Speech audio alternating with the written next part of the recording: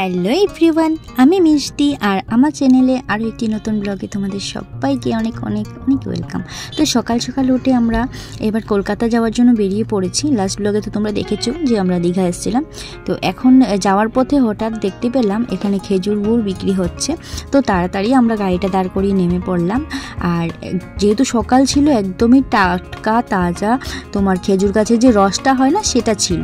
তো এটা মিস করা যায় না। আমি প্রত্যেক বছর উইন্টার সিজনে কিন্তু এটা খেয়ে থাকি, মানে যেখানেই হয় না কেন। কলকাতায় থাকলে নিউ টাউনের দিকে একটা জায়গায় বসে, তো আমাদের জানা আছে, ওখানে গিয়ে আমরা খাই।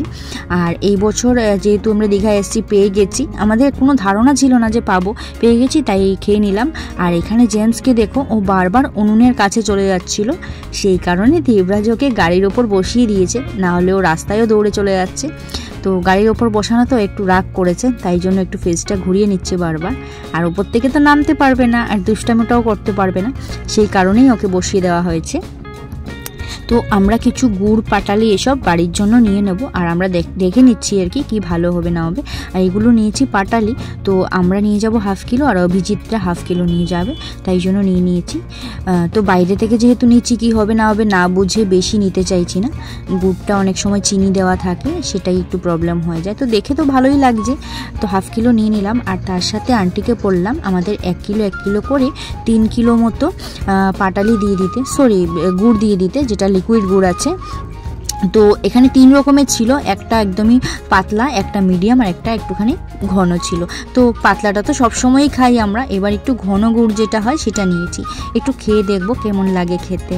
তো আন্টিকে বললাম যে আমাদের বোতল ছিল, জলের বোতল, বললাম যে জলের বোতলেই প্যাক করে দাও, তোমার এই কৌটোগুলো লাগবে না আমাদের। তো জলের বোতলে আন্টি আমাদের 3 জনের জন্য দিচ্ছে, একটা আমরা নিয়ে যাব, একটা অভিজিৎ নিয়ে যাবে, আর একটা রিম্পা নিয়ে যাবে। দেখতে তো খুবই ভালো লাগছিল, আর ফ্রেশও ছিল। ওরা কৌটোটা সবসময় বন্ধ করেই রাখছিল, কোনো ব্যাপার নেই যে ধুলোবালি পড়বে বা কিছু।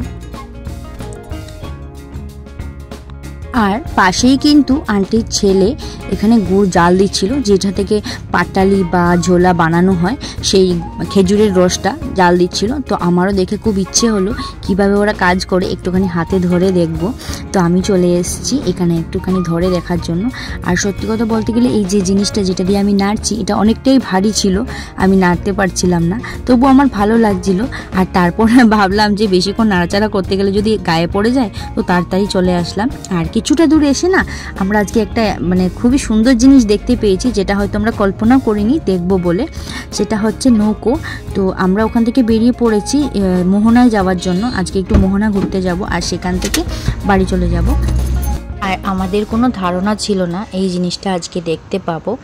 তো এখানে পেছনে একটা খাল দেখতে পাচ্ছ, তো এই খালটার সাথে মোহনা কানেক্টেড আছে। প্রত্যেক বছর শীতের সিজনে এখানে এই নৌকাগুলো তৈরি করা হয়, আর তারপর এই খালগুলো দিয়ে ছেড়ে দেওয়া হয়। সেটা ছাড়া হয় হচ্ছে কি তোমার সামার সিজনে, যখন জল বেড়ে আসে, তখন প্রায় রাস্তার কাছাকাছি জল চলে আসে, তখন এই নৌকাগুলোকে নামানো হয়, মানে নদীতে নিয়ে যাওয়া হয়, মোহনায় নিয়ে যাওয়া হয়। তো সেগুলো দিয়ে মাছ ধরা হয়, সবাই জানে। মোহনায় যাচ্ছি, তোমাদের দেখাবো কীভাবে মাছ টাছ ধরা হয় সবগুলো। আর আমি কখনো মোহনায় আসিনি, এই আজকেই ফার্স্ট টাইম আসলাম, এতবার দীঘায় এসেছি। তো এই যে দেখো, সেই যে বানাচ্ছিল ওখানে, এইগুলো দিয়ে কিন্তু এখানে লোকেরা মাছ ধরছে। আর এখানে প্রত্যেকটা নৌকার মধ্যে নাম লেখা আছে, মানে যেহেতু ওদের এটা প্রফেশনাল বিজনেস, তো প্রত্যেক নৌকাতেই মানে নাম লেখা আছে যে কে কোন মাছের, কার দোকান আছে, কার বিজনেস আছে, নাম দেওয়া আছে। তো আমার খুবই ভালো লাগছে। আর দেখে মনে হচ্ছে যদি এই জায়গাটার কথা আগে ভাবতাম, মানে জানা থাকতো যে এতটা ভালো হবে, তাহলে কালকের দিনটা এখানেই কাটাতাম। এমনি সময় নষ্ট করলাম, আজকে আমরা চলে যাবো, আর আজকের দিনেই এসছি, সময়ও বেশি হাতে নেই। আর এখানে অভিজিৎ আর রিম্পা ওরা ফটোশ্যুট করছে, আর আমি জেমসের সাথে বসে গল্প করছি। জেমসের হাতে দেখতে পাচ্ছ, ও এসে এটা নিয়ে নিয়েছে, একটা ডলফিন। তো ও ডলফিনটাকে অনেকক্ষণ জলের মধ্যে একটুখানি ভাসালো, তারপর এখানে বসে আমাকে বলছে অনেক কিছু। তো আমি ওর কথা শুনছি, একটু গল্প করছি ওর সাথে বসে, আর ভীষণ খুশি, ভীষণ এই মোহনায় এসে ওর মনটা ভীষণ ভালো হয়ে গেছে। তো তারপর আমরা এখন ভাবছি যে না, আর বেশিক্ষণ দাঁড়ানো যাবে না, সামনের দিকে এগোই। কিছু ফটো টটো তুলে আমরা সামনের দিকে এগোচ্ছি যাওয়ার জন্য, কারণ এই রিম্পার একটা ছোট বোন আছে যার বাড়িতে আজকে দুপুরে আমাদের লাঞ্চে ইনভিটেশন আছে, তো সেখানে যেতে হবে। তারপরে আবার এখান থেকে বেরিয়ে কলকাতায় যাব। কালকে সকালে জেমসের স্কুল আছে, যেই কারণে বেশিক্ষণ টাইম আমরা এখানে নষ্ট করব না। আর দেখো ঢেউগুলো কত সুন্দর লাগছে, এই জায়গাটা আমার ভীষণ পছন্দ হয়েছে। মানে দীঘাতে প্রথম পছন্দের জায়গা আমার হচ্ছে উদয়পুর বিচ, আর তারপরে এই মোহনাটা আমার এত ভালো লেগেছে। তো এখানে জেমস নিয়ে নিয়েছে একটা বাবলস, আর ও নিজে বাবলসটা ফোলাতে পারছিল না, তাই জন্য আমি ওকে হেল্প করে দিচ্ছিলাম। আর দেখে আমারও মনে হলো যে আমি একটুখানি বাবলসটা ফুলিয়ে নিই। তো এখানে দেখো জেমস রাগ করে নিয়েছে, মানে ও পারছে না, আমি নিয়ে নিয়েছি বলে রাগ করে বসে পড়েছে। তো সুযোগ পেয়েছি যখন একটুখানি বাবলস ফুলিয়ে নিই, কারণ আমি চাই যে জীবনের প্রত্যেকটা মুহূর্ত যেন এরকমভাবেই আনন্দে হাসি খুশি কাটে, আর তাই জন্য কোনো হাসির মুহূর্ত আমি নষ্ট করতে চাই না, আর তাই জন্য একটু বাবলস ফুলিয়ে নিচ্ছি।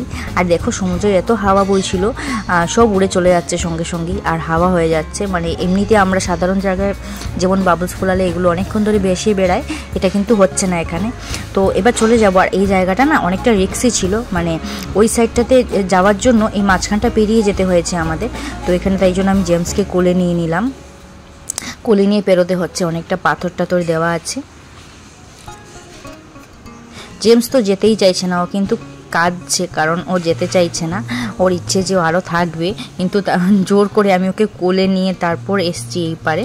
আর দেখো এমনিতে অনেকটা লেট হয়ে গেছে, মানে ওই 12:30 একটা মতো বেজে গেছে, কিন্তু এখনও কিন্তু ওরা মাছ ধরছে দু একটা, বাকিরা সবাই চলে গেছে। ভোরবেলায় আসলে মোহনায় এই দৃশ্য দেখা যায় যে সবাই মাছ ধরছে। তো ওরা বাড়ি ফিরে যাচ্ছে, এই যে দুটো দেখতে পাচ্ছ পেছনে, ওরা কিন্তু ফিরে যাচ্ছে। আর এই দুটো নৌকা আছে সামনে যেগুলো, এগুলো এখনও মাছ ধরছে। তো আমরা এখানেও দাঁড়ালাম কিছুক্ষণ, দাঁড়িয়ে দাঁড়িয়ে দেখলাম। আর ওই যে উল্টো দিকে যে ঝাউবনটা দেখতে পাচ্ছ, ওইটা হচ্ছে শঙ্করপুর বিচ। তো ওই দিকটায় যাওয়ার জন্য আলাদা একটা রাস্তা আছে, এদিকে যাওয়া যাবে না, কিন্তু এখান থেকে দেখা যায়। আর এখন সামনে চলে এসেছি, আর জেমস দেখো আবার কান্নাকাটি করছে, মানে ও যে বাবলস ফোলাতে পারেনি, ওর মাথায় এটাই ঘুরছে। তো এখন আমার হাত থেকেও বাবলসটা ছিনিয়ে নিয়েছে আমি ফোলাবো বলে। আর দেখো ও চেষ্টা করতে করতে কিন্তু শিখে গেছে। আর বাচ্চাদের কি একটা জিনিস যদি একবার মাথায় ঢুকে যায়, সেটা নিয়েই ওরা বসে থাকে যে এটা আমি করেই ছাড়বো, মানে একাগ্রতা ব্যাপারটা ওদের থাকে, যেটা আমাদের বড়দের একটু কম হয় আর কি। আর এখানে আমি পাশেই বসেছি, একটু ডাবের জল খেলাম, আর ডাবের শ্বাসটা নিয়ে বসে পড়েছি। তো পাশে একটা মাছের দোকান ছিল, দেবরাজকে বললাম একটু দেখিয়ে দাও আমাদের ভিউয়ার্সদেরকে। তো দেখো এখানে বিভিন্ন রকমের ফ্রেশ মাছ আছে, যেগুলো হচ্ছে গিয়ে গলদা চিংড়ি, তারপরে আছে সি ফিশ আছে, যাই আছে অক্টোপাস, তারপরে পমপ্লেট, আরও বিভিন্ন রকমের মাছ ছিল, স্কুইড ফুইড সব কিছুই ছিল এখানে, কাঁকড়া আছে। তো খুব ভালো লাগছিল, কিন্তু এইবার আমরা নিয়ে যেতে পারবো না, যেহেতু অন্য একটা জায়গায় যাওয়ার আছে। যদি সোজা বাড়ি যেতাম তাহলে কিন্তু এখান থেকে মাছ নিয়ে যেতাম।